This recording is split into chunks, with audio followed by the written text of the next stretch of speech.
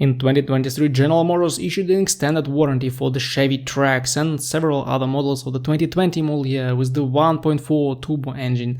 The reason for this is the faulty purge valve that refused to close completely and stayed partially open all the time. The symptoms are check engine light, rough running, long cranking without starting, low power and affected fuel economy. Usually the sign of this problem is one of the following codes: P0496, P0442, P0455, P0171 or P0174. You can check out more information in the NHTSA document number N2323-95300. If you replaced the purge valve in your Trax and paid for this prior to 2024, you may also apply for a reimbursement in the dealership.